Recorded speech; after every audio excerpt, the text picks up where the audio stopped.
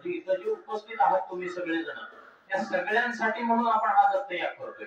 तर सगळ्यांच्या गाठीशी पुण्य संचय वाढावा म्हणून कार्यारंभी आपण गणपतीची पूजा करून पुण्य वाचनाची पूजा पूर्ण करतो. त्या पुण्य वाचन पूजेत सर्वप्रथम कार्यारंभी गणपतीची पूजा केली जाते. गणपतीला अभिषेक वगैरे झाल्यानंतर व बाकीच्या देवतांची पूजा सुरू होते. त्यामध्ये दुसरी पूजा असती भूमीची. ज्या भूमीवरती आपण हे यज्ञकुंड तयार केलेला आहे, ज्या भूमीवरती आपण बसून हे यज्ञ कार्य करतो, त्या भूमीची आपण आज्ञा मागतो आणि इथे यागाला सुरुवात करतो. त्यासाठी भूमीची आपण पूजा करतो. त्यानंतर तिसरी पूजा वरुण आणि वारुणी, ही पाण्याची देवता आहे.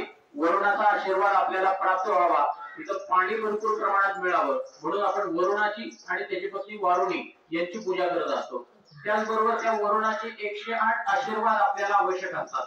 ते आपण 2 तांबण्यामध्ये वेगवेगळं पाणी सोडून घेतलं, ते 108 आशीर्वाद म्हणले आणि आता हे शुभकर्म असल्यामुळं जे मोठं पात्र होतं त्यातलं पाणी आपण सगळ्यांच्या अंगावरती शिंपडलं, म्हणजे वरुणाचे 108 आशीर्वाद जे असतात तर हे आपण सगळ्यांनी प्राप्त करून घेतले.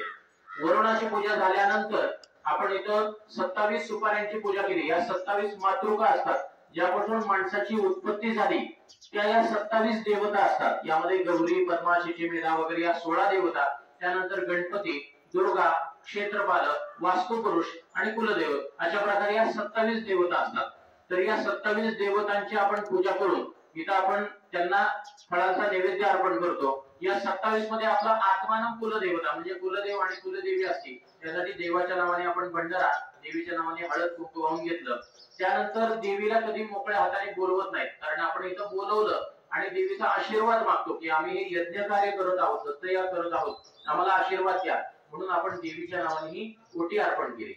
ते झालं पुण्यवाचन.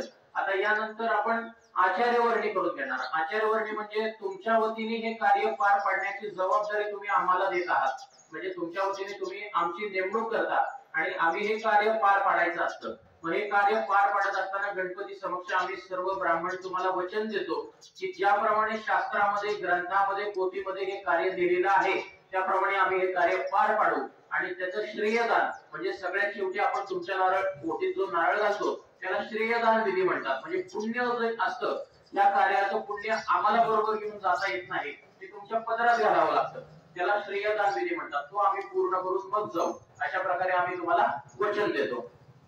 त्यानंतर आपण